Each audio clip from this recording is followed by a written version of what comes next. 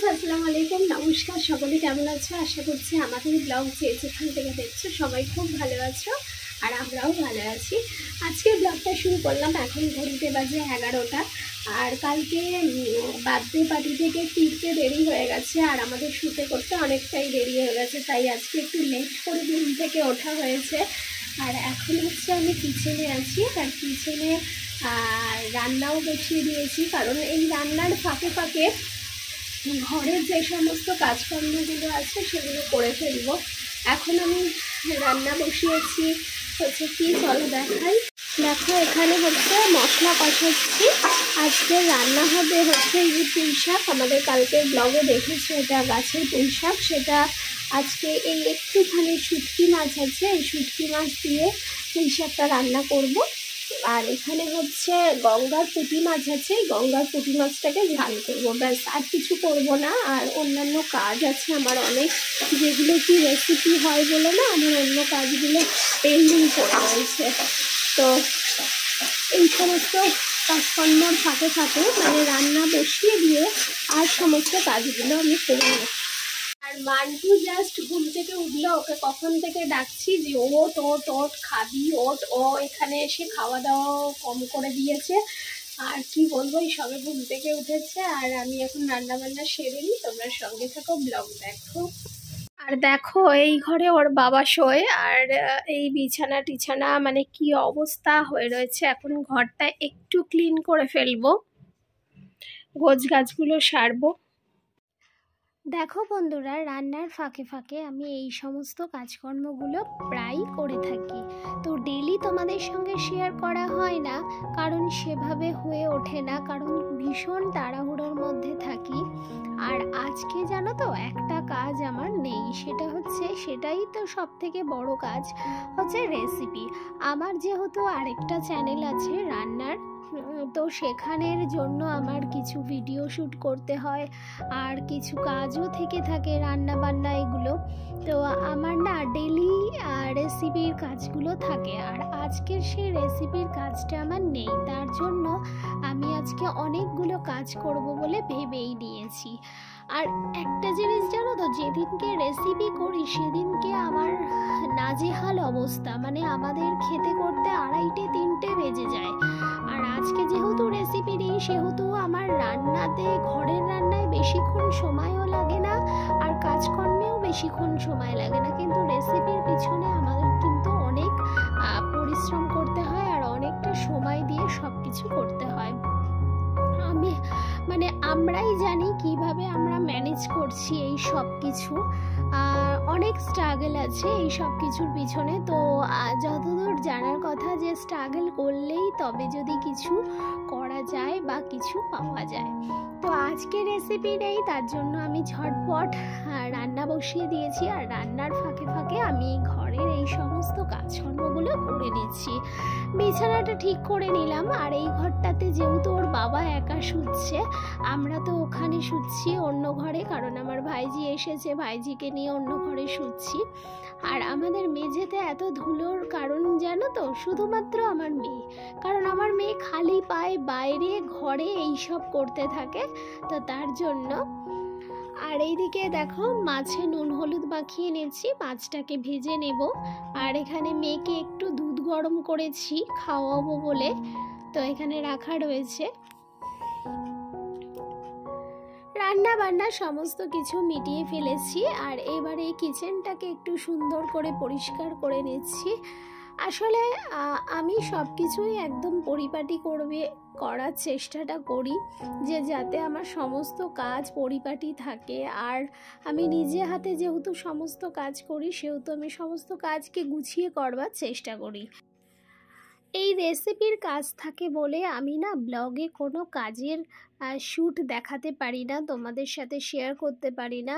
আমার যেমন আগেকার ব্লগে বেশিরভাগ আছে আমি ঘরের কাজকর্ম শেয়ার করেছি তোমাদের সঙ্গে, কিন্তু এখন সেটা পারি না এই কারণেই, কারণ আমাদের রেসিপির কাজটা যেহেতু সকালবেলা হয়, সেহেতু আমি ব্লগিংয়ে এইসব দেখাতে পারি না। স্নান টান করে এসে গেছি মেয়েকে খাওয়াতে, এই যে মেয়েকে খাওয়াচ্ছি এখন। আর মুখে তো একটু বেশি করে ক্রিম লাগিয়েছি, তাই একটু চকচক করছে। আর সত্যি কথা বলতে বেশিক্ষণ ক্রিমগুলো থাকেও না, মানে ড্রাই হয়ে যায়, তো তার জন্য একটু বেশি করে ক্রিম লাগিয়েছি। আর এখন মেয়ের একটুখানি ভাত আছে, খাইয়ে আমরা চলে যাচ্ছি লাঞ্চ সারতে। তাহলে চলো, সঙ্গে থাকো। বসো বসো সবাই, এখন চলে এসেছি আমরা, খাওয়া দাওয়া করবো। এই যে ভাত বাড়া হচ্ছে। আর ওর বাবা সকাল থেকে ছিল না, এই এলো, ফিরলো, এসে স্নান করেই খেতে বসছে। আমো কি করছো? কি করছো? আমি খেলা করছি, গান নিয়ে খেলা করছি। ও গান নিয়ে খেলা করছো, আচ্ছা ঠিক আছে, বসো। হ্যাঁ আমরা খেয়ে নিই, ঠিক আছে? ওই মামা, ওকে এখন আর তাকাবে না। তো চলো খাওয়া দাওয়া করে নিই। দুপুরে একটু রেস্ট করলাম, করবার পরেই এখন বিকেলবেলা 5টা বেজেছে। এখন আমার ডিউটি হচ্ছে আটা মাখা, আর আমি চেষ্টা করছি যদি রুটিটাও করে ফেলা যায়, দেখা যাক কি হয়। আর এখন মাম্মাম হচ্ছে ফোন দেখছে। আসলে কি, আমার মেয়ে ঘরে থাকলেই ফোনটা চায়, বাইরে থাকলে কিন্তু ওর কোনো ফোনের প্রয়োজন হয় না। তো যাই হোক, আর এত ঠান্ডা, আর মার্বেলের ঘর যাদের, তারা জানে যে এর কি মানে পরিমাণ ঠান্ডা হয়। তো দেখো আমি নিচটাতে একদিকে মাদুর দিয়েছি, একদিকে ম্যাট পেতে দিয়েছি, মানে এই ঠান্ডাটা কাটাবার জন্য, মানে যাতেই ঠান্ডা, মানে মেঝেতে পা দেওয়া যাচ্ছে না, তো এই রকম পেতে নিয়েছি যাতে একটু হাঁটাচলা করা যায়। তো যাই হোক, চলো এখন সঙ্গে থাকো, আমি আটাটা মাখবো।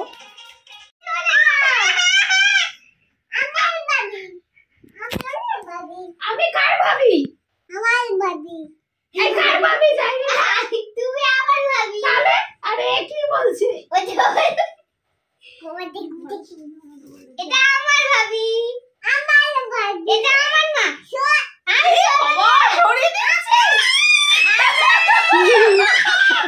আচ্ছা আচ্ছা আচ্ছা, আমি তো তোমার মা হব না, আর আমি ভাবি হয়তো। আচ্ছা আমি পিপির ভাবি হইতো। আচ্ছা আর এইটা কার পিপি? আমার পিপি। তাহলে তুমি আবার পিপির সাথে ঝগড়া করছো? বদানি বদানি, কি করছো? এই দেখো ও কি সুন্দর হ্যাপি বার্থডে করবে, কই লাগাও, অ্যাপেল গুলো লাগাও। এই দেখ জামার সাথে আটকেছে, দেখো এই ওর জামাতে কি আটকাবার জায়গা ওটা? ওর ফ্রুটস এর জামা করে দাও, ওর গায়ে সব ফ্রুটস গুলো লাগিয়ে দাও।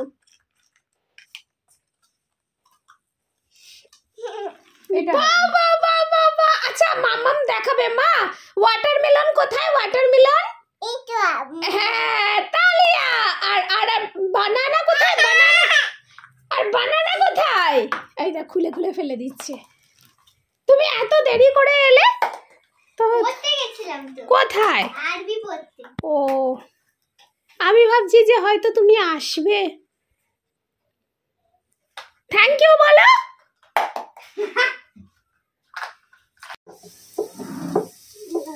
দোকান থেকে ফিরে এসে যে রাতের ডিনার করছি এখন, রুটি আর এদিকে হচ্ছে আলু ভাজা বসিয়েছি।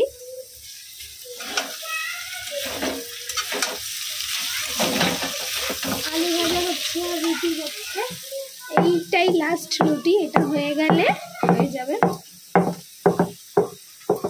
আমরা প্রায় ছোট ছোট রুটি আর এই একটাই করি, মায়ের জন্য সেটা একটু বড় দেখে করি।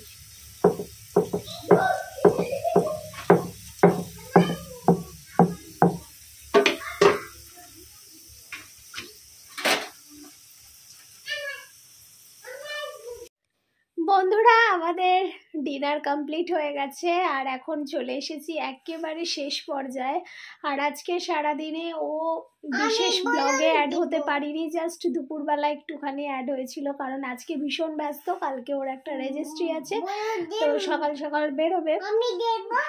আর এখানে আমার মাম্মাম কি করছে দেখো, আমার যে হাতে কাঁটাটা দেখিয়েছিলাম, এই মানে কাঁটা বলতে কি, এটাই কেক বানাতে গিয়ে ব্যথা হয়েছে, তো আমার মাম্মাম এখন আমাকে বলছে মলম লাগিয়ে দিচ্ছে। দেখো তোমরা দেখো আমার মাম্মা, ব্যথা ব্যথা ব্যথা, ও মলম দিচ্ছে, মানে ওটা মানে বড়লিন মুখে বলছে কিন্তু ওটা ওর মলম। তো যাই হোক, তোমার কিছু বক্তব্য আছে কি? সারাদিনে তো ব্লগে এলে না। শোয়ার টাইম, মানে গুড নাইট বলার টাইম হয়ে গেছে, তো এখন আর কি বলবো। বন্ধুরা ভালো থাকবেন, সুস্থ থাকবেন, গুড নাইট। এ বাবা বেরিয়ে গেল। তো আজকের মতো এই ছোট্ট ব্লগটা এখানেই শেষ করছি।